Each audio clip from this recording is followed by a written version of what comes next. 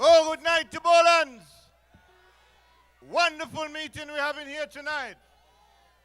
When I look at the crowd, you know my favorite word, unstoppable. Let me hear you say unstoppable. Let me hear you blow your horn. Unstoppable. Unstoppable. On the 12th of June.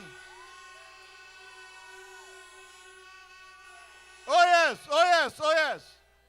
I'm here tonight, brothers and sisters, to endorse a people's champion. A people's champion. Oh, I love my brother, Brother B. He's like my bigger brother. We've been together since 1971. At that time, we used to be in the Black Power movement. And Brother B was the one who used to tell me what is what and make me understand my history. So I'm here because I know that he is a man totally committed and dedicated to his people. I want the people of Bowlands and the people of St. Mary South to give Hillsong Baptist not just a victory, but a resounding victory.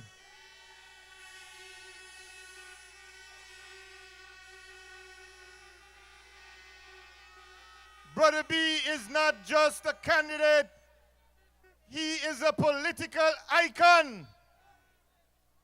He has done more for this constituency and for ordinary people in this country than most other people that you could think of. Brother B is no fake. Brother B is real. Sometimes he will get in a little argument and so on because that's the kind of person he is. But all the time, whatever he says and whatever he does it in the interest of the poor and ordinary people here in Antigua and Barbuda. He deserves another term. He has been in Parliament since 1994. And when you look at his track record, this is a man who has transformed countless lives. In agriculture, he has put his hands to the wheel and has made a name for himself, not just in the OECS, but the whole CARICOM region. I worked with him in tourism, and he is a man who has a very clear understanding of what this country needs in that particular area. Brother B deserves the vote of the people of St. Mary South. If you agree with me, blow your horn. If you love Brother B, let me hear you say yeah. Let me hear you say yeah, yeah. Brother B is the man. Today, we had the official launch of what we have called the People's Charter, Pathway to a New Society. It has the Labour Party people them in a tizzy. They're having a meeting right now, and I get any amount of text messages from people who are there to listen to what they're saying so they can tell us what they're saying. And instead of telling the people of this country what they are going to do, they're spending their time criticizing the UPP. This is a document, brothers and sisters, that has depth and it has clarity. This is a document that is aimed at bringing a better life, a more prosperous life for all our people. It is a document to take Antigua and Barbuda into a new era. A lot of thought has gone into it, and I can tell you that this is a document you can trust with leadership that you can trust. The Honorable Baldwin Spencer, the political leader of this great organization, he was personally involved in making sure that we crafted a document that would take the economy to the next level, that would continue to protect our people, that would tap into new areas of science and technology and make Antigua a bright and shining star, not just in this part of the Caribbean, but in the entire world. When you read this document, you will see that we are positioning this country to be a first world country. Nobody going to talk to us about third world. We are positioning Antigua to be a first world country. There are some things that we looked at and we say that we are going to do. One of the things that we are going to do is create a new economic democracy in Antigua and Barbuda. And by that we mean we are going to give our people the opportunity to own some of the major state assets. We are going to give our people the opportunity to be owners of the major commanding heights of the economy of Antigua and Barbuda. We are going to give our people a stake in the ownership of some of the major institutions.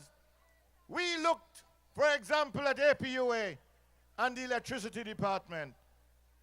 APUA needs to be reorganized.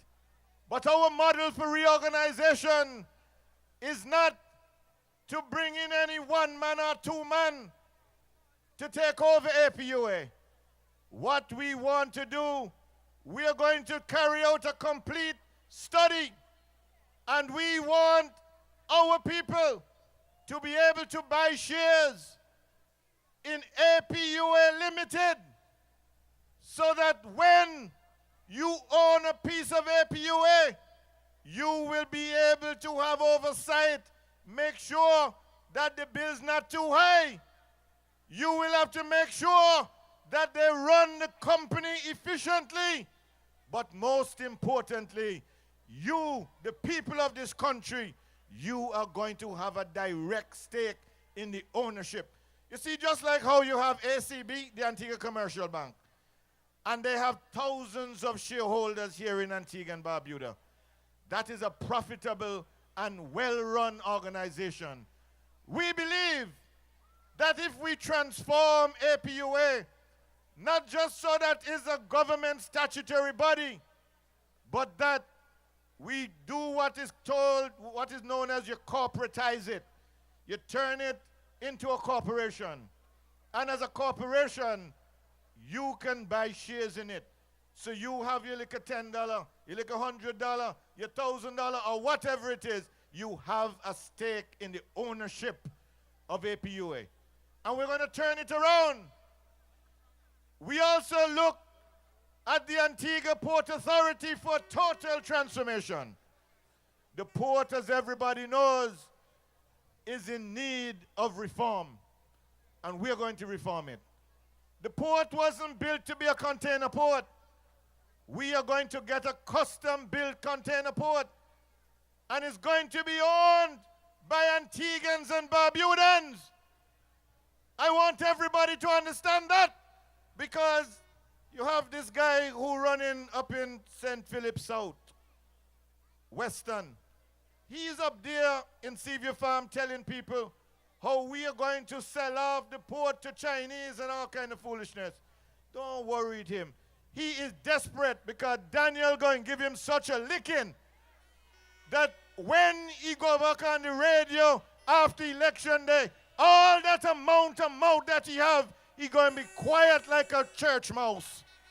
When Daniel finish with Western, he going to be like a church mouse. I just can't wait for the 12th, because apart from my constituency, that's the one I want, because I can't wait for Daniel to put a licking on that boy they call Western. He tell as much lie out of desperation. But we're going to make sure, brothers and sisters, that we reorganize the port. But we're going to build a modern port, and this is no bluff. 5 years ago, when we came to you, we told you we are going to build you a new international airport. Go up there now. The airport nearly finished. UPP all the way. Promise made and a promise kept. And the same way that we told you 5 years ago that we're going to build a new airport, we tell you today, next move, we're going to build a new seaport. A new container seaport. And we are going to develop a whole manufacturing complex around the seaport so that you can bring in goods in bulk on the boat, whether it be rice or whatever it is. And then we're going to have packaging industries around it. So we break it down into smaller boxes, packages, and so on. And then we can send it on to the other islands around. We are going to make use of our strategic position. We couldn't do everything in the first 10 years. We're just finishing the airport now. Next, we're going to move to the seaport. These are realistic plans. This is part of the pathway to the new society and the building of a new resilient economy in Antigua and Barbuda. And I want you to know, brothers and sisters, that all the social programs, we created them, we crafted them, we refined them, we deliver them. Now the Labour Party say they're going to keep them. Well, let me tell them something here. We are the ones who know how to deliver it. So if you criticized it years ago and say it wasn't good, how come all of a sudden the social programs come so good that you're going to keep them? We don't want the counterfeit. We want the real thing. And UPP, we are the real social program experts. We are the ones who know how to deliver the benefits to our people. We don't want a counterfeit. All they're going to bring is the fake and the phony and say they're trying to do it like UPP. No, UPP doing it. You say UPP doing it good, well, left UPP in the power to do them. Leave UPP right there. So we are going forward. We are not bothering with them. This is a pathway to a new society. You're going to get your copy. Whatever system is in place for distribution, when you get your copy, I want you to look at it, because we have put down what we call the 10 landmarks of progress. We say landmark number 1, from economic stability to economic resilience, safeguarding and protecting our stable economy from local and international shockwaves. We want to make sure that the foundation is so strong. You see, like when you had the global crisis, it affects everybody. But we want to build a foundation so strong that anything that comes from outside, over which we have no control, we stand up firm, solid like a rock, can't move, can't go nowhere. It's a process. We are building. We took the wreck in 2004, and we are building a wonderful edifice for the people of this country, and we are on the way, and there's no turning back. We say landmark number 2, from social transformation to social cohesion. We are concentrating poverty eradication, building bridges of hope, and an aspiration towards quality lifestyles for all our people. Landmark number 3, optimizing the wealth from our indigenous resources. We're going to bring a new dynamism to agriculture and tourism. We're going to put turbocharge on those. All that we've done so far, we've taken agriculture and tourism to new heights, but we are setting new standards, new frontiers, new boundaries to take tourism and agriculture to even higher heights, optimizing the wealth of our nation and making sure that our people get their just share. And then we say, landmark number 4, from information technology to space technology, taking the quantum leap into new frontiers of science and technology, especially for the youth of our nation. Now, all that we have done with ICT, you've seen the wonders that Dr. Mansour in the Ministry of Telecommunications has done, distributing tablets to our school children, to the ministries in government, to teachers, making sure that our people have the necessary tools for the future. This is not bluff. This is what UPP is doing today to make sure Antigua and Barbuda stands tall and stands proud. Number 5, environmental stability, sustainability. Number 6, the innovation mindset, taking advantage of the creative genius of our people. We're going to tap into young people in particular. Make sure that the ideas that our young people have, we're going to turn them into entrepreneurs. We're going to make sure that they get businesses going, give them the type of support they need. With all that we've been doing so far, that's the next step, the next level that we're going to take this game to. Human development, that's what we've been doing. 3,000 young people overseas studying in universities on the UPP. On the ALP, the 10 years before we came in, they spent $8 million on scholarship. We spent $38 million. Blow the horn for UPP. UPP, education and training. And then we say, we're going to capture the spirit of entrepreneurship again. We're going to get businesses moving, get our people on the road, making sure that they become successful entrepreneurs. We're going to promote vibrant communities.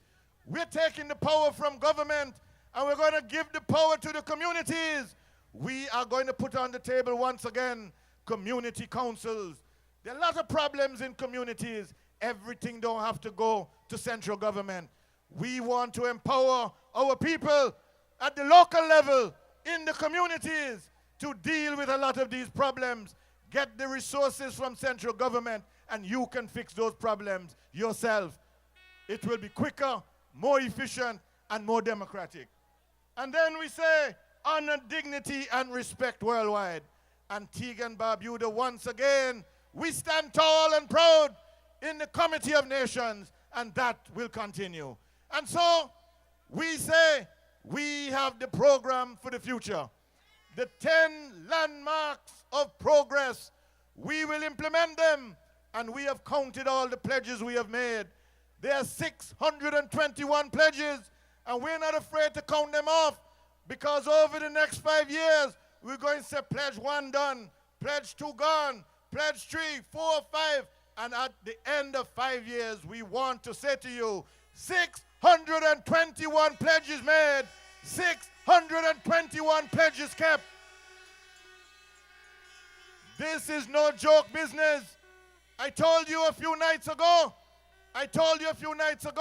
ask Gaston Brown for the side work for what he talked about this 500 house in 500 days.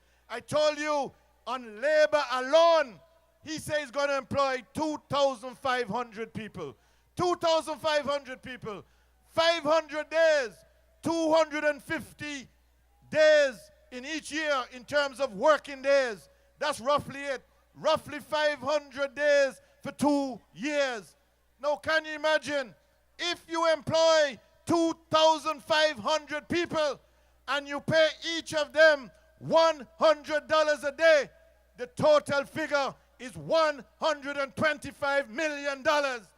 Gaston Brown up to now has not said to the people of this country how he's going to pay the $125 million. He say he's going to take it from Social Security, so your pension gone. He say he's going to take it from medical benefit, so your benefits, if you get sick, gone, Aguasa. I want to know, are we going to allow Gaston Brown to destroy Social Security and medical benefit? You have to tell me yes or no. Let me hear you. No way, Jose. No way, Jose. all these pie in the sky ignorance he coming with, that's just labor. We don't talk about the material yet. He will not be able to sell those houses for less than $400,000 or much more. He's talking ridiculous nonsense, but that is Gaston Brown. He does not think things through. He just chat from the top of his head without thinking it through. That is not the type of leadership Antigua needs. Antigua needs sound, mature, good leadership. Leadership for the future is leadership that we have. The Honorable Winston Baldwin Spencer. That's where we're going. Leadership matters now more than ever. We don't want any pie in the sky. We want real, practical programs. That is what the UPP will bring. So let us all say together, no retreat, no retreat. One love, blessed love, until I come again.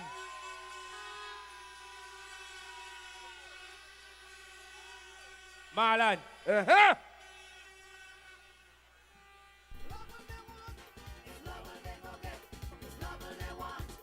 Lovell they want.